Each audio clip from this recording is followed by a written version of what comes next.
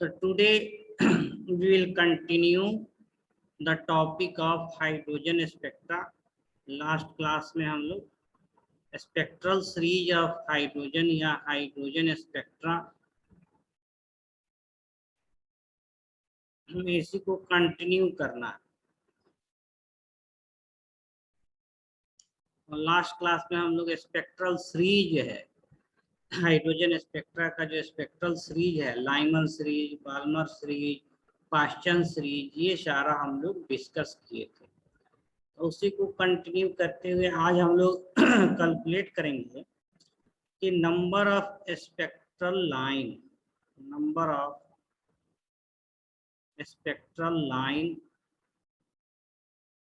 For a given transition, एक transition या jumping of electron में कितना स्पेक्ट्रल लाइन इमिट हो सकता है। ठीक है, तो इसका एक फार्मूला है कि number of the spectral line for a given transition जो होता है that is equal to n into n minus 1/2।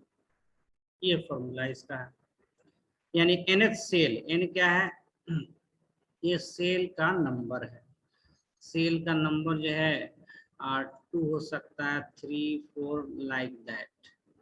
Example अगर ले कि मान लीजिए कोई इलेक्ट्रॉन एक्साइटेड स्टेट में है और 5th सेल में, एन का वैल्यू जो है इसके लिए 5th सेल से ये ट्रांजिशन कर रहा है। ठीक है ना, तो 5th सेल से ट्रांजिशन करेगा तो बहुत सारा ट्रांजिशन पॉसिबल है। ये 5th से जम करके फर्स्ट में जा सकता है, 5th से जम करके सेकंड में जा सकता है, 5th से जम करके थर्ड में जा सकता है, 5th से 4 में जा सकता है, फिर जो है 4 से जो है 3 में जा सकता है, 3 से जो है 2 में हो सकता है, 2 से 1 में हो सकता है। तो कितना पॉसिबल ट्रांजिशन होगा, तो इसका फार्मूला जो है फॉर एग्जांपल जो है अगर हम लोग 5th सेल लेंगे तो लिख सकते हैं कि नंबर ऑफ जो स्पेक्ट्रल लाइन होगा, टोटल स्पेक्ट्रल जो लाइन होगा फॉर 5th सेल, नहीं 5th सेल बोले तो n इक्वल टू यहाँ 5 हो गया, तो इसका जो फार्मूला है n into n minus 1/2, 5 into 5 minus 1/2, और ये कितना होगा 5 इंटू 4/2, और ये हो गया 5 इंटू 2, ये हमारा 10 लाइन्स मिलेगा। टोटल कितना लाइन पॉसिबल है, 10 लाइन्स पॉसिबल है। तो इस फार्मूला को याद रखना है कि किसी पार्टिकुलर ट्रांजिशन में कितना स्पेक्ट्रल लाइन इमिट हो सकता है। इसी से रिलेटेड एक और फार्मूला है कि अगर हम बोले कि ट्रांजिशन 5th से 3rd सेल में हो रहा है तो इस बीच कितना ट्रांजिशन, कितना स्पेक्ट्रल लाइन पॉसिबल है। तो उसके लिए जो सेकेंड फार्मूला होगा नेक्स्ट पेज में हम डिस्कस कर रहे हैं, नेक्स्ट पेज में मूव कर रहे हैं। ओके, चलिए नेक्स्ट पेज में। तो अगर हम लोग को कैलकुलेट करना है number of spectral line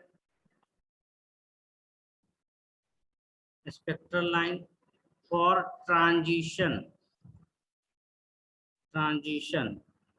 in between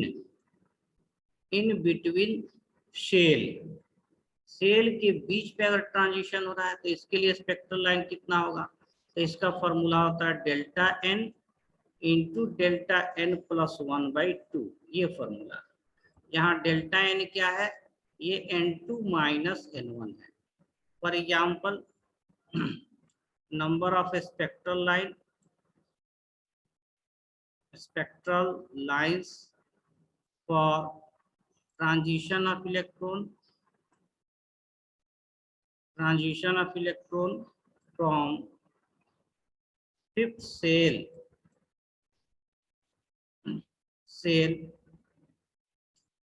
two 3rd shell. 5th से कहाँ जा रहा है, 3rd सेल में अगर जा रहा है तो स्पेक्ट्रल लाइन कितना होगा। देखिए यहाँ 5th से 3rd, तो इसके लिए डेल्टा n का वैल्यू क्या हो गया, 5th minus 3rd, delta n 2 हो गया। तो नंबर ऑफ जो स्पेक्ट्रल लाइन है, स्पेक्ट्रल जो लाइन है बाई फार्मूला कि delta N into delta N plus 1 यहाँ लेते हैं डिवाइडेड बाई 2, और ये डेल्टा एन क्या है 2 है, डेल्टा एन प्लस 1 जो है कि 3 हो जाएगा डिवाइडेड बाई 2, तो ये हमारा कितना आ गया 3 आ गया। इन बिटवीन अगर सेल अगर पूछा जा रहा है फिफ्थ सेल से थर्ड सेल जाने में, यानी कि मान लीजिए हमारा ये न्यूक्लियस है first second third fourth fifth, fifth से अगर थर्ड जो है फिफ्थ से थर्ड, इसके बीच total transition total spectral line कितना जो है ऑब्टेंड हो सकता है तो टोटल कितना ऑब्टेंड होगा 3 स्पेक्ट्रल लाइन ऑब्टेंड होगा। यहाँ तक क्लियर है? Yes sir. तो देखिए इस पर बेस्ड एक बहुत नाइस क्वेश्चन है, बहुत अच्छा क्वेश्चन है, उसको हम लोग अभी करेंगे। इसी दोनों फार्मूला पर बेस्ड होगा, नहीं इसी दोनों फार्मूला पर बेस्ड क्वेश्चन होगा। नेक्स्ट पेज में हम क्वेश्चन को we will write question in next page. Okay, ये क्वेश्चन कुछ ऐसा है कि नंबर ऑफ विजिबल लाइन या फिर इसी कह सकते हैं, और spectral line in visible region, spectral line in visible region, question का लैंग्वेज ऐसे भी हो सकता है, spectral line in visible region, ठीक है। नंबर ऑफ विजिबल लाइन और spectral line in visible region when for transition of electron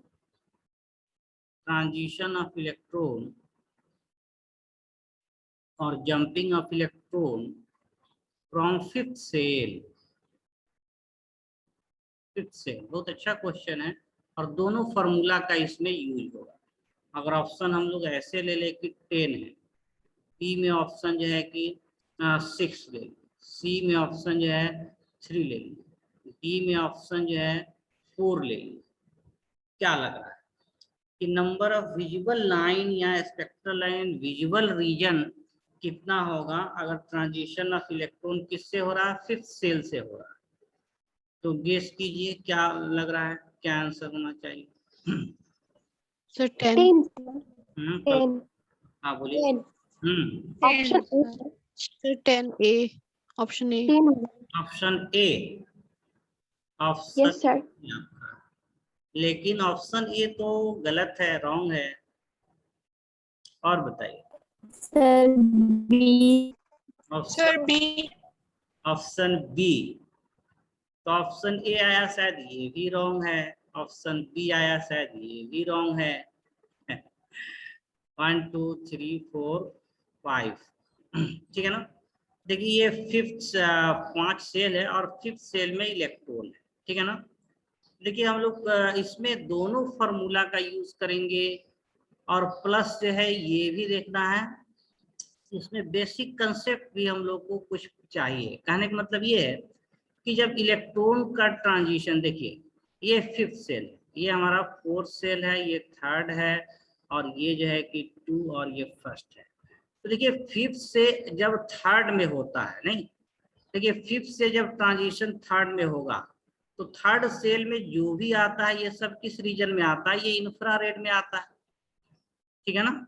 यानी ऐसे समझिए कि इंफ्रारेड रीजन कब मिलता है, यहाँ सेल फिफ्थ लिए ना, आउटर सेल फिफ्थ है, फिफ्थ से किस में जाएगा ट्रांजिशन, थर्ड में, ठीक है ना। अच्छे, अगर मान लीजिए ट्रांजिशन हम लोग बात कर रहे हैं कि फिफ्थ से जो है कि ट्रांजिशन किस में जा रहा है, 2 में जा रहा है, तो देखिए इसमें जो ट्रांजिशन होगा इसमें इंफ्रारेड भी है और प्लस विजिबल भी है, दोनों हो जाएगा, दोनों का सम हो जाएगा। और फिफ्थ से अगर 1 में जाएगा ट्रांजिशन तो इसमें तीनों है, फिर इंफ्रारेड भी है और विजिबल भी है और प्लस जो है कि यूवी लाइट भी, यानी कि टोटल यूवी यूवी रीजन का भी लाइन है। तो जब फिफ्थ से 1 में जाएगा तो इसमें टोटल तीनों टाइप के रे मिलेंगे, इंफ्रारेड रीजन के भी, विजुअल रीजन के भी, यूवी रीजन के भी। जब फिफ्थ में से 2 में जाएगा तो इसमें 2 तरह का होगा, एक इंफ्रारेड और एक विजिबल। और जब फिफ्थ से थर्ड में जो ट्रांजिशन है ये सिर्फ इंफ्रारेड रीजन का ट्रांजिशन। बात समझ में आ गया ना यहाँ। अब देखिए हमको सिर्फ विजिबल लाइन का क्वेश्चन पूछा जा रहा है। तो देखिए फिफ्थ से थर्ड तो अभी हम लोग कैलकुलेट किए कि अगर फिफ्थ से थर्ड जो है कि ट्रांजिशन हो रहा है तो जो नंबर ऑफ स्पेक्ट्रल लाइन है, नंबर ऑफ जो स्पेक्ट्रल लाइन है ये delta N into delta N plus 1 और बाई 2, और डेल्टा एन कितना है 2 है। यहाँ पर जो है कि डेल्टा एन का वैल्यू कितना है 2 है, तो 2 इंटू 3/2 ये 3 स्पेक्ट्रल लाइन। तो पता ये चला कि फिफ्थ से थर्ड में केवल इंफ्रारेड मिलेगा और इसमें 3 लाइन है। और ये भी कैलकुलेट किए लोग कि फिफ्थ से फर्स्ट में जो ट्रांजिशन जा रहा है, नहीं फिफ्थ से जो है अगर फर्स्ट में ट्रांजिशन ले रहे हैं तो इसमें तीनों रे इन्वॉल्व होगा, और इसमें जो है कि नंबर ऑफ जो स्पेक्ट्रल लाइन है ये तो n इंटू एन माइनस 1/2 है, दैट इज 5 इंटू 4/2 है, और ये टोटल 10 आ गया। इसका वैल्यू कितना आ गया 10 आ गया। अब देखिए 5 से जब 2 जाएगा तो इसमें इंफ्रारेड प्लस विजिबल है, तो 5 से 2 में जाएगी। तो 5 से देखिए जब 2 ट्रांजिशन होगा तो यहाँ डेल्टा एन कितना है 3 है, तो इसमें जो स्पेक्ट्रल लाइन होगा, स्पेक्ट्रल लाइन होगा ये 3 इंटू 4/2, 3 इंटू 4/2, और ये जो है कितना हो गया 2 से 2 कैंसिल हो गया, 3 2 जा 6 जो है, तो इसमें जो है कितना आ गया 6 आ गया। तो अब यहाँ से ना 6 आ गया आपका, 6 आ गया। तो अब देखिए हमको केवल विजुअल रे, इंफ्रारेड टोटल रे कितना है 10 है, टोटल 10 है, जिसमें इंफ्रारेड कितना आ गया 3 आ गया, इंफ्रारेड प्लस विजुअल 6 है, तो विजुअल कितना हो जाएगा ये भी 3 ये भी 3, इंफ्रारेड 3 है, और टोटल इंफ्रारेड प्लस विजुअल कितना है 6 है, तो विजुअल कितना आ गया 3 आ गया। तो पता ये चला इंफ्रारेड 3 है, विजुअल 3 है, और यूवी रे जो है कि 4 है, तो आंसर इसमें क्या था विजुअल रे में 3 रे ऑब्टेन होगा, आंसर सी होगा। समझ में आया ना? Yes, sir. Very nice question, जिसमें देखिए दोनों फॉर्मूला हम लोग यूज कर रहे हैं। एक जो है इन बिटवीन ट्रांजिशन लाइन, जो ट्रांजिशन हो रहा है फिफ्थ से 3 या फिफ्थ से 2, ये फॉर्मूला भी यूज हो गया, और फिफ्थ से जो फर्स्ट सेल में हो रहा है उसका भी फॉर्मूला हम लोग यूज किए, और प्लस मैथमेटिकल सिंपल कैलकुलेशन कि 5 से या आउटर से 3 में आएगा तो सिर्फ इंफ्रारेड मिलता है, और 5 से 2 में जब ट्रांजिशन जितना होगा उसमें इंफ्रारेड भी है विजुअल भी है, ये भी कंसेप्ट यूज करना है। अब 5 से 1 में जितना टोटल ट्रांजिशन होगा 10, उसमें इंफ्रारेड भी है विजुअल भी है और यूवी भी है। तो यहाँ विजुअल लाइन पूछा जा रहा था सिर्फ, अगर टोटल लाइन पूछते तो 10 आंसर होता, अगर विजुअल लाइन पूछा गया तो 3 है, इंफ्रारेड पूछते तो 3 होता। तो इसमें सारा आ गया कि इसमें जो है कि आपका इसमें इंफ्रारेड जो है कि 3 है, विजुअल 3 है, यूवी लाइट 4 है, ऐसे है। अगर डायरेक्ट यूवी लाइट पूछता तो ऐसे करते कि 5 से 2 ये टोटल जो है 6 था, और 5 से 1 ये टोटल 10 था, तो ऐसे भी जो है कि हम लोग विजुअल लाइट यूवी लाइट का कैलकुलेट कर सकते हैं। तो this is very nice question. तो ये था हम लोग का topic calculation of spectral line in hydrogen spectra. Okay, तो ये हम लोग का कंप्लीट हुआ। बोलिए, ठीक है। तो नेक्स्ट हम लोग जो है कि टॉपिक इसमें जो डिस्कस करेंगे रिडबर्ग इक्वेशन के बारे में। रिडबर्ग इक्वेशन नेक्स्ट पेज में मूव कर रहे हैं।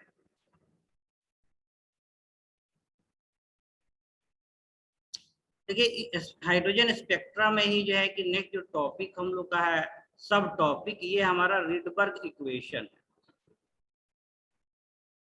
और रिडबर्ग इक्वेशन जो है कि क्या देता है, इससे हम लोग को डायरेक्ट जो है जो वेव नंबर है, हाँ ये इसमें क्या होता है, इसके हेल्प से रिडबर्ग इक्वेशन से हम लोग डायरेक्ट जो है कैलकुलेट कर सकते हैं। क्या कैलकुलेट कर सकते हैं, तो इसके हेल्प से हम लोग डायरेक्ट कैलकुलेट कर सकते हैं वेव नंबर। वेव नंबर हम लोग कैलकुलेट करते हैं, और वेव नंबर का सिंबल न्यू बार होता है, नहीं न्यू बार, और वेव नंबर क्या होता है, तो ये 1/λ होता है। तो वेव नंबर अगर कैलकुलेट हो गया 1/λ हो गया तो हम लोग एनर्जी भी कैलकुलेट कर सकते हैं। तो देखिए जो रिडबर्ग इक्वेशन आता है जो है कि 1/λ इक्वल टू, ये कांस्टेंट होता है Rydberg constant into Z square 1/n1 का स्क्वायर माइनस 1/n2 का स्क्वायर, ये हमारा रिडबर्ग इक्वेशन का। तो इससे देखिए हम लोग को क्या कैलकुलेट करते हैं, वेव नंबर या न्यू बार या 1/λ। और देखिए अगर 1/λ पता है तो एनर्जी क्या होता है, एनर्जी तो यही होता है ना hc/λ। अब 1/λ ही क्या है, वेव नंबर है hc म्यू। तो अगर वेव नंबर पता चल जाए, 1/λ का वैल्यू पता चल जाए, तो हम लोग इलेक्ट्रॉन का स्पेक्ट्रल लाइन का ना एनर्जी भी कैलकुलेट कर सकते हैं। स्पेक्ट्रल लाइन का एनर्जी, ये क्या हो गया हमारा, एनर्जी ऑफ स्पेक्ट्रल लाइन, बहुत आसानी से कैलकुलेट कर सकते हैं। और देखिए इसके लिए कुछ नहीं चाहिए, क्या चाहिए हमको, सिर्फ ये पता होना चाहिए कि ट्रांजिशन आउटर से इनर, n2 से n1, 5 से 1, 5 से 4, n2 n1 क्या है, n2 जो है कि आउटर सेल, आउटर सेल जो है इसको बोलते हैं, बाहर के सेल से एक्साइटेड स्टेट से n1 किसको डिनोट करते हैं, कोई भी इनर सेल हो सकता है। n1 का मतलब फर्स्ट सेल नहीं है, ये इनर सेल है, कोई भी सेल हो सकता है। तो केवल ये पता है कि इलेक्ट्रॉन का ट्रांजिशन है कि मान लीजिए 5th से 3rd सेल में आ रहा है, मान लीजिए 5th हो गया, 5th से जो है कि 3rd में आ रहा है, नहीं तो यहाँ n2 का वैल्यू जो है कि 5th हो गया और n1 का वैल्यू क्या हो गया, 3 हो गया। n1 का मतलब फर्स्ट सेल नहीं है। तो इसके हेल्प से हम लोग 1/λ बहुत आसानी से कैलकुलेट कर सकते हैं। केवल हमको पता होना चाहिए ट्रांजिशन कहाँ से कहाँ हो रहा है, एक चीज ये हो गया। और देखिए जेड तो एटॉमिक नंबर है जो हाइड्रोजन के लिए 1 होता है, तो हाइड्रोजन के लिए ये इक्वेशन क्या हो जाएगा, म्यू बार या 1 जो लेमडा है ये सिर्फ r हो जाएगा और डिवाइडेड बाई 1/n1 का स्क्वायर माइनस 1/n2 का स्क्वायर, ये हाइड्रोजन के लिए हो गया फॉर हाइड्रोजन स्पेक्ट्रा। और हाइड्रोजन एटम एज जेड जो होता है हाइड्रोजन का क्या होता है, 1 होता है।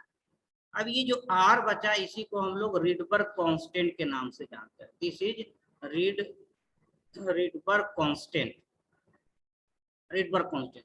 ये देखिए सेल तो यूनिटलेस है और रिडबर्ग कांस्टेंट का जो यूनिट होता है ये पर सेंटीमीटर। देखिए लेमडा का यूनिट क्या होता है, मीटर या सेंटीमीटर, तो 1/λ का यूनिट क्या हो जाएगा, पर सेंटीमीटर, या फिर इसका यूनिट होगा पर मीटर। रिडबर्ग कांस्टेंट का यूनिट पर सेंटीमीटर या पर मीटर। और देखिए कांस्टेंट का जो वैल्यू है उसको याद रखना है। तो कांस्टेंट का जो वैल्यू होता है, रिडबर्ग कांस्टेंट का जो वैल्यू हमारा होता है, आर का जो वैल्यू होता है सेंटीमीटर में, पर सेंटीमीटर इसका वैल्यू देखिए 109,677 पर सेंटीमीटर होता है। या इसको हम लोग 10 के पावर में लिखेंगे तो 1.09677 इंटू 10 टू द पावर 5 है ना, ये हो गया पर सेंटीमीटर। या इसको राउंड ऑफ करके लिखते हैं तो 1.1 इंटू 10 टू द पावर 5 पर सेंटीमीटर, ठीक है ना। अच्छा पर सेंटीमीटर को मीटर के टर्म में भी हम लोग लिख सकते हैं, तो ये वैल्यू हो जाएगा 109,677 और मीटर में चेंज करेंगे, देखिए सेंटीमीटर नीचे है तो ये 1000 से मल्टीप्लाई हो जाता है, तो ये हो गया फिर पर मीटर। और इसको 10 के पावर में लिखेंगे तो 109,677 10 टू द पावर 7 पर मीटर। और इसको राउंड ऑफ करेंगे तो 1.1 इंटू 10 टू द पावर 7 पर मीटर पर मीटर। तो ये रिडबर्ग कांस्टेंट का वैल्यू भी हम लोग को याद रखना है, ठीक है। तो this is all about Rydberg equation. अच्छा ये जो इक्वेशन आया इसका डेरिवेशन भी बहुत सिंपल है, वेरी सिंपल, इसको हम लोग अभी डिराइव कर सकते हैं। तो नेक्स्ट पेज में इसको बस 1-2 मिनट लगेगा, इसको हम लोग डिराइव भी कर सकते हैं और रिडबर्ग कांस्टेंट का वैल्यू भी याद रखना है।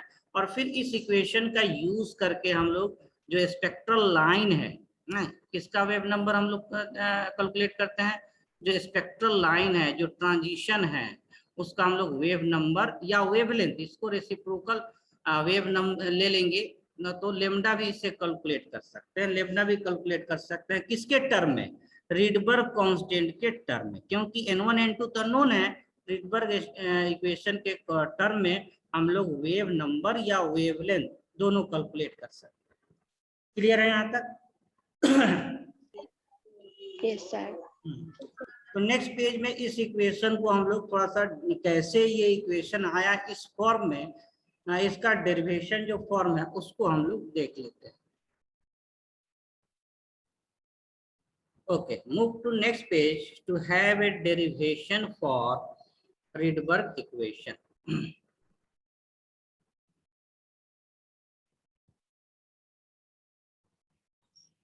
देखिए जो रीडबर्ग इक्वेशन है इसको हम लोग डिराइव कर सकते हैं, ठीक है ना। तो रीडबर्ग इक्वेशन हमारा क्या था कि जो म्यू बार है या न्यू बार जो कि वेव नंबर है, दिस इज 1 बाई लेमडा, और जनरल इक्वेशन क्या है, रीडबर्ग कांस्टेंट इनटू जेड स्क्वायर और 1 बाई n1 का स्क्वायर माइनस 1 बाई n2 का स्क्वायर। अब देखिए ये जो इक्वेशन है, फॉर एग्जाम्पल हम लोग अब स्टार्ट करते हैं कि मान लीजिए ये हमारा न्यूक्लियस है जिसमें हाइड्रोजन का, जिसमें एक प्रोटॉन है, और ये हमारा फर्स्ट सेल है और ये हमारा सेकंड सेल। ये हम लोग डिराइव करने जा रहे हैं रीडबर्ग इक्वेशन। ये फर्स्ट सेल है, देखिए फर्स्ट सेल का जो है, फर्स्ट सेल का जो एनर्जी है इसको E1 ले लिए, ये हमारा जो है कि फर्स्ट सेल, और ये सेकंड सेल है, सेकंड सेल का एनर्जी E2 है, ये सेकंड सेल है। और स्पेक्ट्रल लाइन कब मिलता है, जब ट्रांजिशन होता है आउटर सेल से इनर सेल में, N2 से N1 में जब जंप करता है तो हमारा जो है कि स्पेक्ट्रल लाइन मिलता है। इसी का एनर्जी कितना होगा, इस लाइन का जो है कि एनर्जी कितना होगा, या वेवलेंथ कितना होगा, या फिर वेव नंबर न्यू बार जो है कि क्या होगा, इसी स्पेक्ट्रल लाइन का कैलकुलेट करना।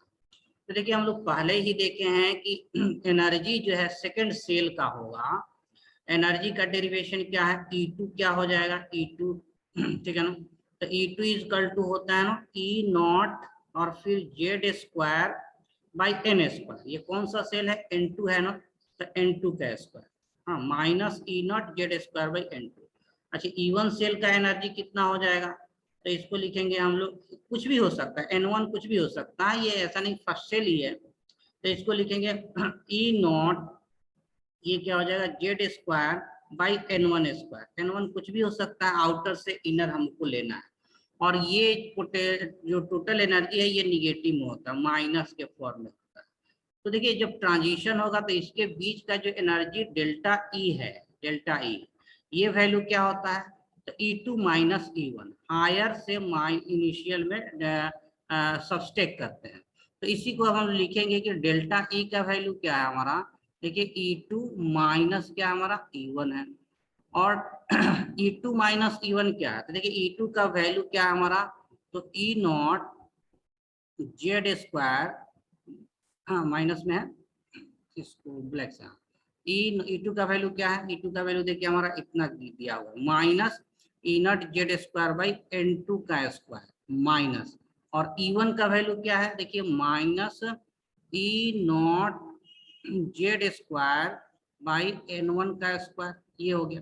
देखिए माइनस माइनस प्लस हो जा रहा है, तो प्लस होगा तो इसको ले, और E नॉट भी क्या है, कॉमन है, और जेड स्क्वायर भी कॉमन है, तो देखिए इसको ऐसे लिख सकते हैं, तो माइनस जो है कि हमारा हो गया E not Z square by N2 का स्क्वायर, ये हमारा प्लस हो गया, और ये कितना है, E not Z square by N1 का स्क्वायर, प्लस को पहले ले सकते हैं, और E नॉट जेड क्या है, कांस्टेंट है, तो ये इसको ऐसे लिख सकते हैं, देखिए E नॉट जेड स्क्वायर ये कॉमन है, ठीक है ना, और प्लस को पहले ले लिए हैं, तो ये हो गया पहले N1 का स्क्वायर, ये प्लस है 1 बाई N1 का स्क्वायर माइनस 1 बाई N2 का स्क्वायर, ये आ गया। अब देखिए ये क्या है, डेल्टा ई है, तो डेल्टा ई को हम लोग एनर्जी के टर्म में कैसे लिख सकते हैं, इसको हम लोग लिख सकते हैं hc बाई लेमडा, ठीक है ना, ये hc बाई लेमडा जो है कि कंटिन्यू है, hc by lambda, HC by lambda जो है कि हमारा ये क्या हो गया HC बाई लेमडा। अब यहाँ से अगर 1 बाई लेमडा हम बात करें, नहीं 1 बाई लेमडा का वैल्यू क्या हो जाएगा, तो HC इधर कांस्टेंट आ जाएगा, तो ये क्या हो जाएगा E not Z square divided by HC, ये कांस्टेंट है, प्लैंक कांस्टेंट और वेलोसिटी ऑफ लाइट, और फिर हो गया ये 1 by n1 square minus 1 by n2 का इंटू का स्क्वायर। और देखिए यही आ गया वेव नंबर। 1 बाई लेमडा क्या है, ये म्यू बार है, और ये ई नॉट जेड स्क्वायर कॉन्स्टेंट है। ई नॉट का वैल्यू तो हमको पता है ना, ई नॉट कॉन्स्टेंट होता है, ई नॉट का वैल्यू माइनस 13.6 इलेक्ट्रॉन वोल्ट होता है। एच भी कॉन्स्टेंट है 6.6 into 10 to the power minus 34 जो है होता है, और सी भी कांस्टेंट है 3 into 10 to the power 8 metre पर सेकेंड। तो ये सारा कांस्टेंट है जेड को छोड़कर। तो ये जो कांस्टेंट है E not by H C का जो वैल्यू है, यानी कि इसको ऐसे लिख दें कि ई नॉट बाई जो एच सी है यही रिडबर्ग कांस्टेंट आर लेते हैं।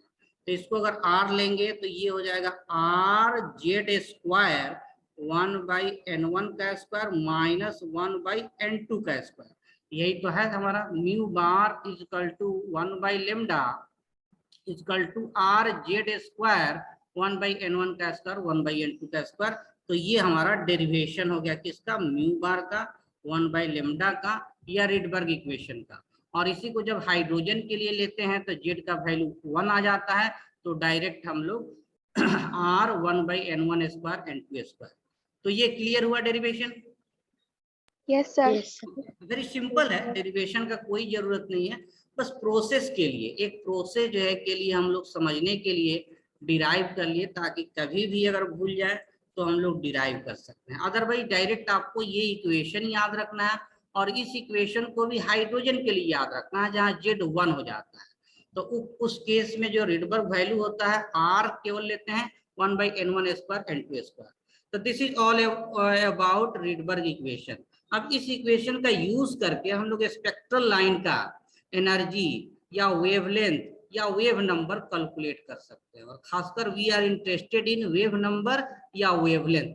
वेवलेंथ कितना होगा, नहीं वेवलेंथ का कितना होगा इन टर्म ऑफ आर के टर्म में कितना वेवलेंथ होगा, ये हम लोग को कैलकुलेट करना है डिफरेंट स्पेक्ट्रल सीरीज के लिए, डिफरेंट स्पेक्ट्रल सीरीज। ओके, तो now move to next page, और हम लोग अब कैलकुलेशन करेंगे रिडबर्ग इक्वेशन का यूज करके।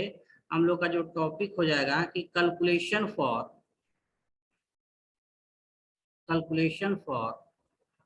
वेवलेंथ, नहीं, या फिर जो है कि वेव नंबर न्यू बार, ठीक है, वेवलेंथ और wave number for spectral line for different series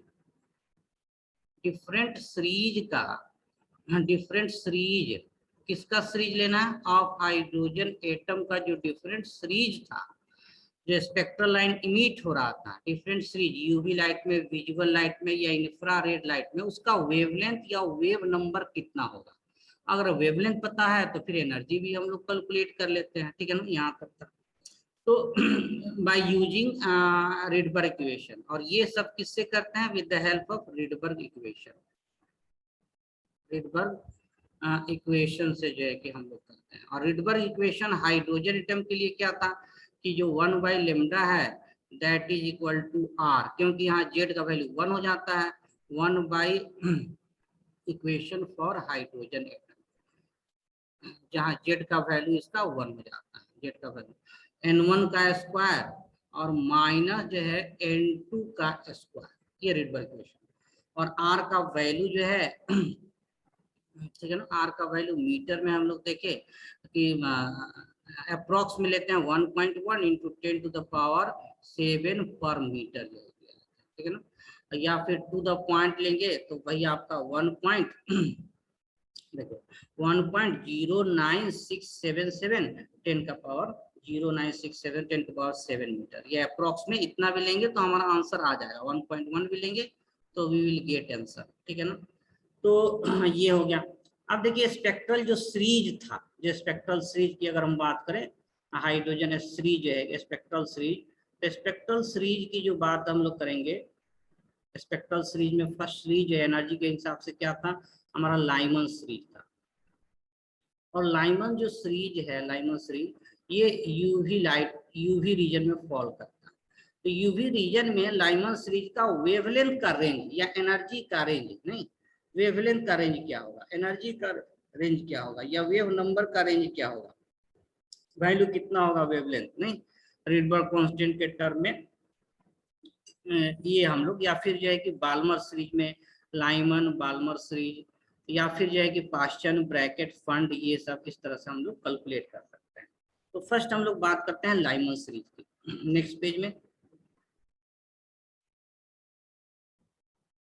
wavelength for spectral line in Lyman series, ये फर्स्ट सीरीज था लाइमन सीरीज, ठीक है ना। ठीक है, लाइमन सीरीज जो है कि यूवी रीजन में फॉल करता है, किसमें फॉल करता है, यूवी रीजन में फॉल करता है।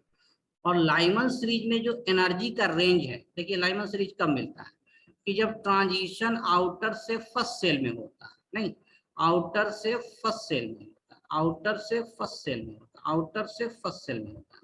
और देखिए इसमें जो ये 1 है, ये 2 सेल है, ये 3rd 4th जो है कि 5th 6th सेल है। तो इसमें अगर हम कहें कि मिनिमम एनर्जी, ठीक है ना, ये आउटर से फर्स्ट सेल में हो रहा है, तो मिनिमम एनर्जी जो है डेल्टा ई कब होगा, minimum delta E difference in energy, spectral line का जो एनर्जी है डिफरेंस इन एनर्जी, ये मिनिमम कब होगा कि जब ट्रांजिशन 2 से किस में हो, 1 में हो, ये मिनिमम एनर्जी होगा। हाँ, जब ट्रांजिशन जो है 2 से 1 में हो, क्लियर है ना। और ये डिफरेंस इन एनर्जी भी हम लोग कैलकुलेट किए थे, ठीक है ना। इसका होता है वैल्यू -13.6, इसका होता है -3.4। तो यहाँ डिफरेंस इन एनर्जी देखिए 10.2 इलेक्ट्रॉन वोल्ट आता है। तो कहने का मतलब ये है कि ये लाइमन सीरीज के लिए जो एनर्जी डिफरेंस का जो रेंज है, वो मिनिमम एनर्जी जो है कितना होगा, डेल्टा ई का वैल्यू जो है कितना होगा 10.2 इलेक्ट्रॉन वोल्ट से लेकर, और मैक्सिमम रेंज कब होगा, जब इन्फिनिटी से ये आए फर्स्ट सेल में, और इन्फिनिटी से फर्स्ट सेल का एनर्जी डिफरेंस कितना है 13.6, क्योंकि इन्फिनिटी पर एनर्जी क्या होता है, 0 होता है। तो इसका एनर्जी रेंज कितना हो गया 10.2 से लेकर 13.6 इलेक्ट्रॉन वोल्ट, इसका एनर्जी रेंज हो गया, जो कि यूवी रीजन में फॉल करता है। यहाँ तक क्लियर है ना? Yes sir. ठीक है ना। अब देखिए एनर्जी का रेंज मिनिमम कितना जाएगा, यानी इसको ऐसे भी लिख सकते हैं, डेल्टा ई का वैल्यू जो होगा स्पेक्ट्रल लाइन के लिए, ये जो स्पेक्ट्रल लाइन इमिट होगा, इससे जो स्पेक्ट्रल लाइन मिलेगा, इसका मिनिमम एनर्जी होगा जब 2 से 1 में ट्रांजिशन होगा। तो एनर्जी का जो रेंज होगा, ठीक है ना, ग्रेटर देन इक्वल टू 10.2 और less than equal to 13.6 electron volt, इस रेंज में एनर्जी होगा।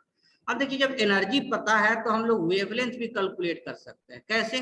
तो एनर्जी इक्वल टू होता है ना hc/λ। तो एनर्जी पता है, h पता है, c पता है, वेवलेंथ पता है, तो हम लोग वेवलेंथ का रेंज भी कैलकुलेट कर सकते हैं। और देखिए वेवलेंथ का जो रेंज कैलकुलेट करने का जो ट्रिकी फॉर्मूला है, नहीं इस फॉर्मूला से भी हम लोग कैलकुलेट करेंगे जहाँ hc/λ है, लेकिन ट्रिकी फॉर्मूला भी है। ट्रिकी फॉर्मूला क्या है कि अगर वेवलेंथ हम लोग एंगस्ट्रॉन में कैलकुलेट करें तो इसके लिए एक ट्रिकी फॉर्मूला है। अब देखिए जब एनर्जी ज्यादा होता है तो वेवलेंथ क्या होता है, कम होता है, इनवर्सली प्रोपोर्शनल टू वेवलेंथ। तो ये एनर्जी हाईएस्ट एनर्जी है, तो इसका वेवलेंथ मिनिमम होगा। तो वेवलेंथ कैलकुलेट करने का तरीका है ट्रिकी। एंगस्ट्रॉन में अगर कैलकुलेट करना है तो 12,400 12,400 में डिवाइड कर दीजिए इलेक्ट्रॉन वोल्ट से, 13.6 इलेक्ट्रॉन वोल्ट, तो ये वेवलेंथ आ जाएगा। और ये किस में आएगा, एंगस्ट्रॉन में आएगा। तो मिनिमम वेवलेंथ ये है, और यहाँ से कहाँ तक होगा, तो 12,400 12,400 divided by 10.2 electron volt.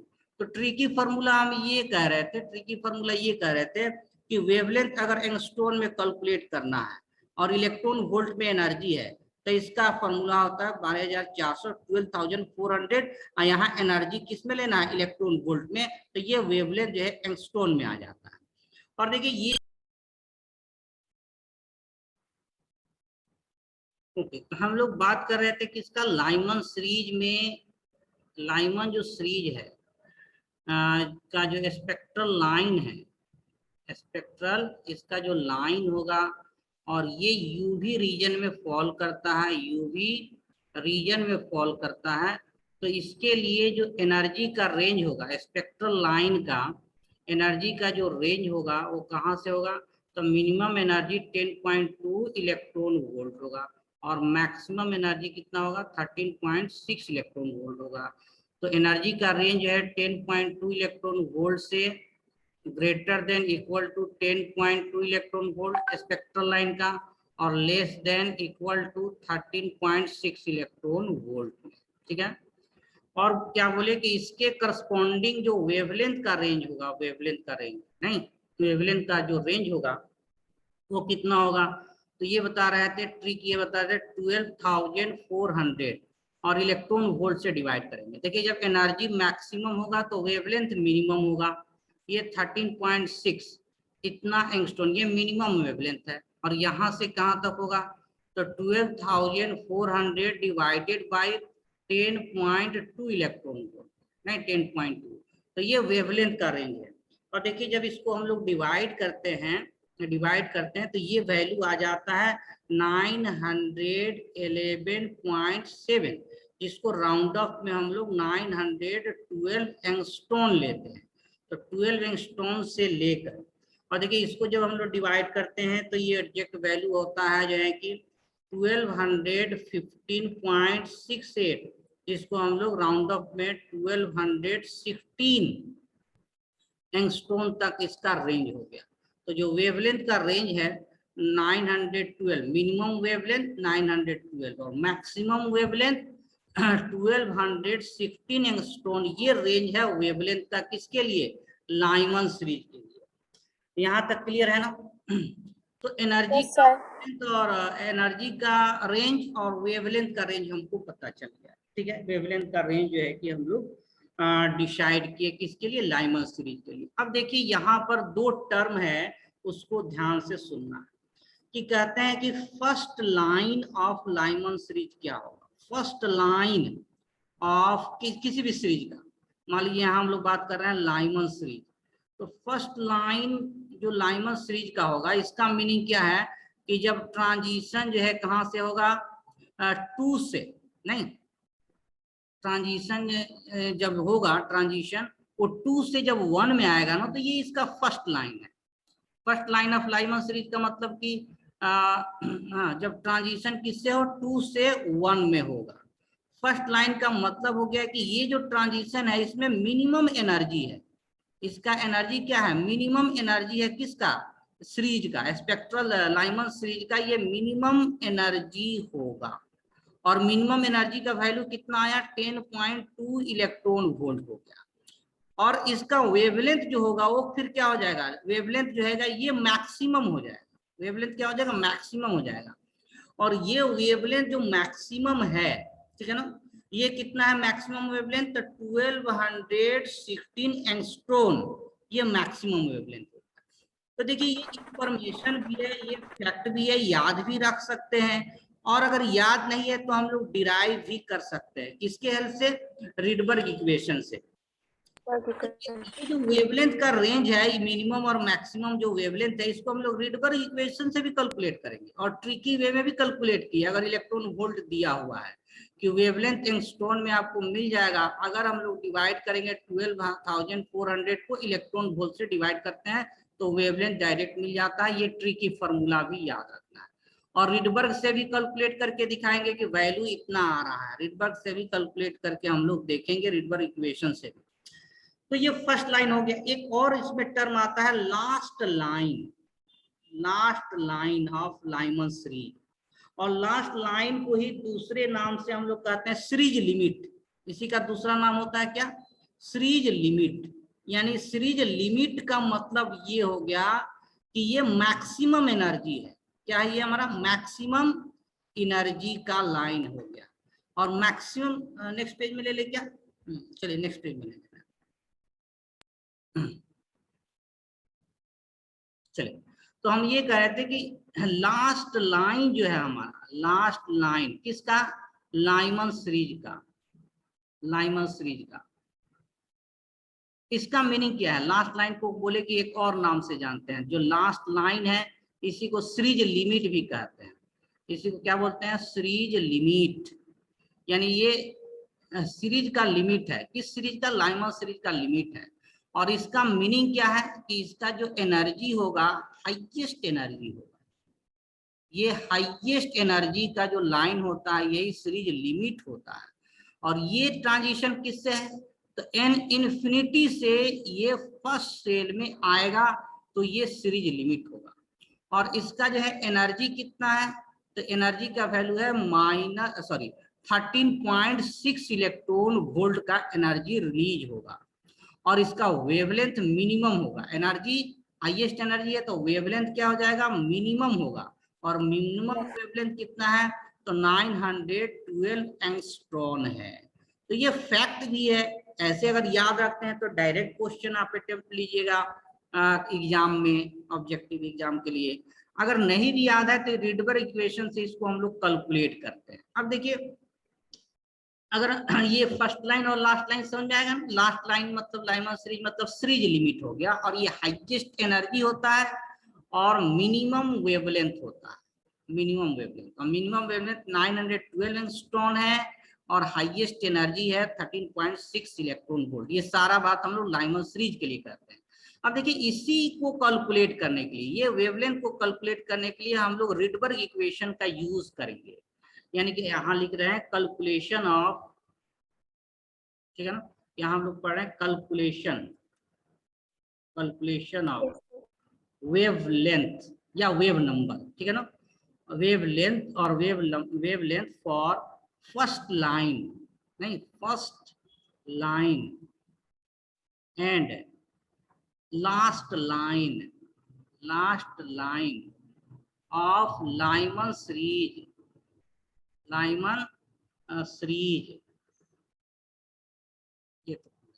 Lyman series with the help of Rydberg equation.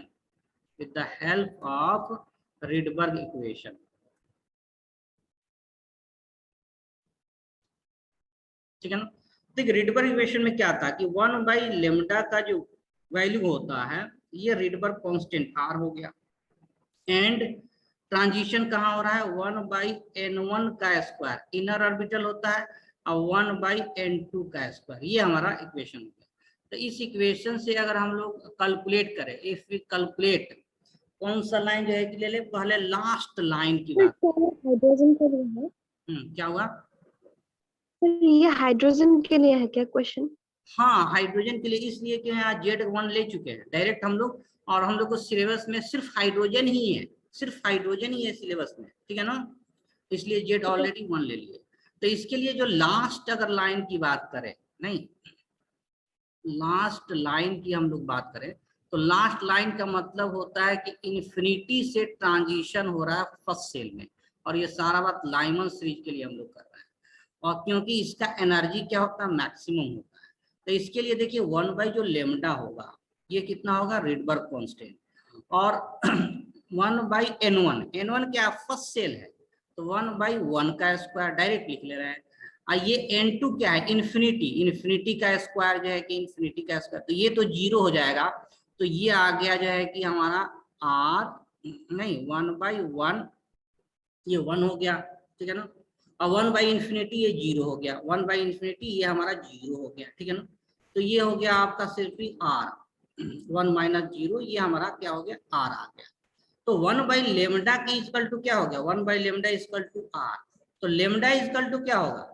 1/r हो जाएगा। तो पता ये चला कि जो फर्स्ट लाइन है r के रेस्पेक्ट में, नहीं ये जो फर्स्ट लाइन है लाइमन सीरीज का जो वेवलेंथ है इतना है, ये r के रेस्पेक्ट में वेवलेंथ जो कहेंगे लेमडा इक्वल टू क्या होगा? तो ये 1/r होगा। 1/r का वैल्यू हमारा ये कौन सा था? लाइमन सीरीज ये लास्ट लाइन है। लास्ट लाइन है, लास्ट लाइन। Last line. हाँ, हम लोग जो है कि किसकी बात कर रहे हैं? तो हम लोग लास्ट लाइन की बात कर रहे थे। नहीं, लास्ट लाइन ये हमारा लास्ट लाइन ये है। तो देखिए यहाँ 1 लेमडा 912 है, और ये जो है कि यहाँ पर लेमडा रिडबर्ग इक्वेशन से क्या आ गया 1/r, तो मतलब ये 912 एंगस्ट्रॉन कहेंगे या रिडबर्ग कांस्टेंट के टर्म में इसका वैल्यू 1/r है। और 1/r का वैल्यू भी हम लोग याद रखेंगे, डायरेक्ट इसको यूज करेंगे 912 एंगस्ट्रॉन। ठीक है, तो नेक्स्ट पेज में मूव कर रहे हैं। नेक्स्ट पेज में तो ये बोले कि फिर से एक बार ले ले कि लास्ट जो है लाइन जो है, लास्ट लाइन जब इन्फिनिटी से ट्रांजिशन हो रहा है 1 में, और यहाँ पर रिडबर्ग इक्वेशन 1/λ जो है ये कितना हो गया r, और 1/1 का स्क्वायर माइनस 1/∞ का स्क्वायर, और ये इक्वल टू हो गया r। तो लेमडा का वैल्यू क्या हो गया 1/r। अब 1/r क्या होता है, देखिए 1 अगर राउंड ऑफ में लेंगे तो 1.1 इंटू 10⁻⁷, और फिर इसको ऊपर अगर ले जाएंगे तो ऐसे लिखेंगे जो है कि 1/1.1 इंटू 10⁻⁻7, 10 से ऊपर नीचे मल्टीप्लाई करेंगे तो 10/1.1 इंटू 10⁻⁻8 हो जाएगा, और 10 से इसको डिवाइड करेंगे तो 9.09 इंटू 10⁻⁻8 जो है हो गया।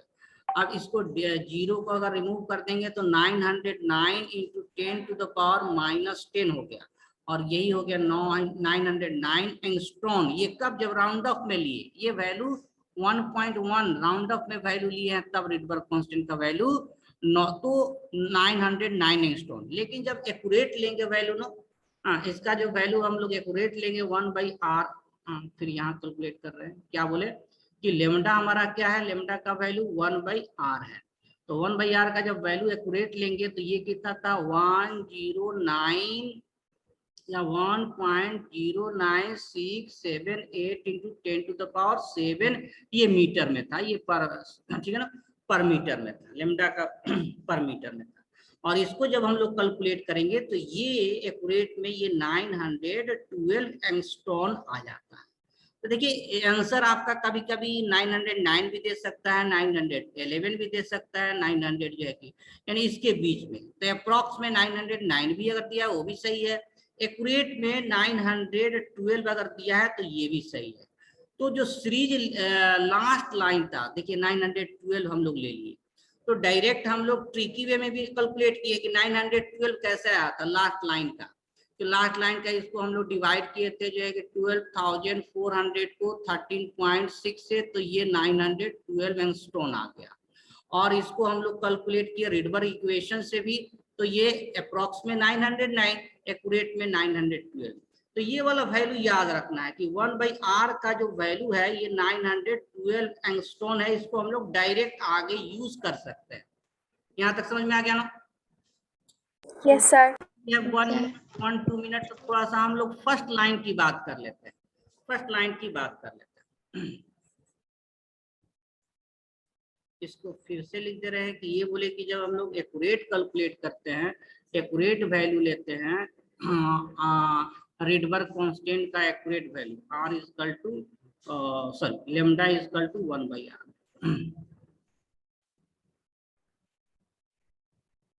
हाँ बोले लेमडा इक्वल टू क्या है 1/r है, और r का एक्यूरेट वैल्यू लेते हैं 1.09678 इंटू 10⁻⁷, तो ये आ जाता है 912 एंगस्ट्रॉन आ जाता है। तो ये एक्यूरेट वैल्यू हो गया लिमिट लाइन, लास्ट लाइन का, और लाइमन सीरीज का सीरीज लिमिट हो गया। लास्ट लाइन या इसी को दूसरे नाम से कहते हैं सीरीज लिमिट के नाम से जानते हैं।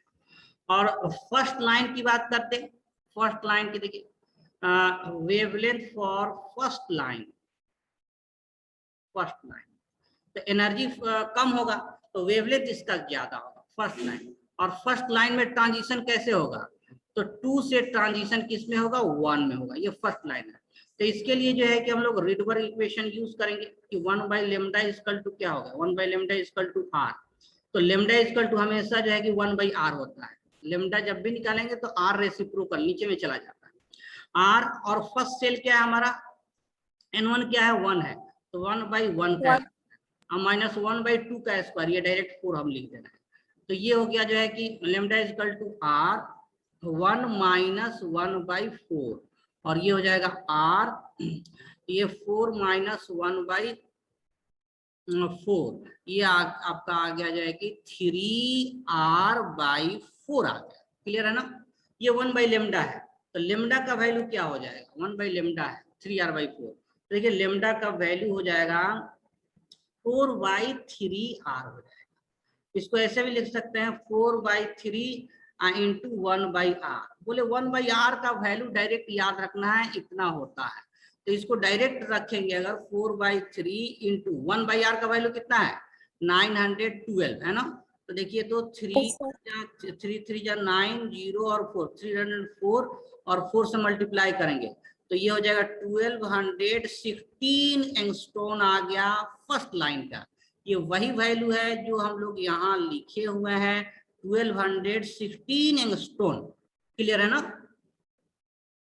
Yes, sir. Yes, sir. Value आया रीडबर्ग इक्वेशन से। तो रीडबर्ग इक्वेशन को अगर नहीं भी याद है तो यूज करके डायरेक्ट हम लोग सीरीज लिमिट या फर्स्ट लाइन या लास्ट लाइन का वेवलेंथ कैलकुलेट कर सकते हैं। बस ट्रिकी वे में दो चीज याद रखना है कि 1/r का जो वैल्यू है वेवलेंथ में एंगस्ट्रॉन में 912 एंगस्ट्रॉन है, ये 1/r का वैल्यू होता है। और डायरेक्ट इलेक्ट्रॉन वोल्ट किया है तो वेवलेंथ एंगस्ट्रॉन में अगर निकालना है तो 12,400 डिवाइडेड बाय इलेक्ट्रॉन वोल्ट, ये एंगस्ट्रॉन में आ जाता है। तो ये सब ट्रिकी फॉर्मूला भी याद रखना है। और लाइमन सीरीज से भी हम लोग रीडबर्ग इक्वेशन से भी कैलकुलेट कर सकते हैं। तो होमवर्क थोड़ा सा दे दे कल के लिए 2 मिनट में। Yes, sir. बाल्मर सीरीज आपको कैलकुलेट करना है, थोड़ा सा हम हिंट देते रहे। तो जो बाल्मर का जो सीरीज है, बाल्मर सीरीज के बारे में हम लोग क्या जानते हैं? देखिए बाल्मर जो सीरीज है, बाल्मर सीरीज के बारे में हम ये जानते हैं कि ये विजुअल रीजन में होता है, ये विजुअल रीजन में फॉल करता है। और इसमें जो एनर्जी होगा, स्पेक्ट्रल लाइन का जो एनर्जी होगा, ये लेस देन 3.4 इलेक्ट्रॉन वोल्ट होगा। क्यों? क्योंकि बाल्मर सीरीज तब मिलता है जब आउटर से सेकेंड सेल में आता है। सेकेंड सेल का एनर्जी 3.4 इलेक्ट्रॉन वोल्ट है, तो सेकेंड सेल में जो है कि आपका है, तो इसका एनर्जी जो भी होगा 3.4 इलेक्ट्रॉन वोल्ट से कम होगा। रेंज भी निकाल सकते हैं एनर्जी का रेंज क्या होगा। और इसमें जो फर्स्ट लाइन होगा, फर्स्ट लाइन किसको कहेंगे? जब ट्रांजिशन किससे होगा? देखिए 2 में आना है, कहां से? 3 से 2 में। तो 3 से 2 में जब ट्रांजिशन होगा तो ये फर्स्ट लाइन है। और इसका लास्ट लाइन क्या होगा? लास्ट लाइन या सीरीज लिमिट भी बोलेंगे इसको। सीरीज का लिमिट, किस सीरीज का लिमिट? बाल्मर सीरीज का। ये कब होगा? जब इन्फिनिटी से ट्रांजिशन कहाँ होगा? 2 में होगा। तो फर्स्ट लाइन और लास्ट लाइन के लिए हम लोग वेवलेंथ कैलकुलेट कर सकते हैं। फर्स्ट लाइन और लास्ट लाइन के लिए वेवलेंथ कैलकुलेट कर सकते हैं किसके द्वारा? रीडबर्ग इक्वेशन के द्वारा। तो रीडबर्ग इक्वेशन हाइड्रोजन के लिए क्या है? 1/λ इक्वल टू r 1/n1 का स्क्वायर माइनस 1/n2 का स्क्वायर। नहीं तो फर्स्ट लाइन के लिए देखिए जो है कि आपका ये फर्स्ट लाइन हो गया ना, ये n2 हो गया, आउटर से इनर ये n1 का वैल्यू हो गया, ये हमारा n2 हो गया, ये क्या हो गया? हमारा n1 हो गया। तो ये वेवलेंथ का रेंज निकल जाएगा ना। तो ये होमवर्क में रह रहा है कि बाल्मर सीरीज के लिए वेवलेंथ का रेंज क्या है, फर्स्ट लाइन और लास्ट लाइन का रेंज क्या है। क्लियर है ना? Yes, sir. Yes, sir. हो जाएगा ना? Yes, sir. ये कर Yes, sir. Sir, एक बार क्वेश्चन फिर से बताइए।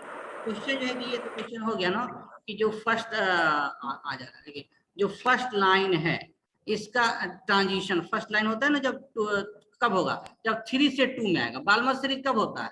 जब सारा ट्रांजिशन किस में आता है? 2 में होता है। आउटर से कहाँ आता है? 2 में आता है।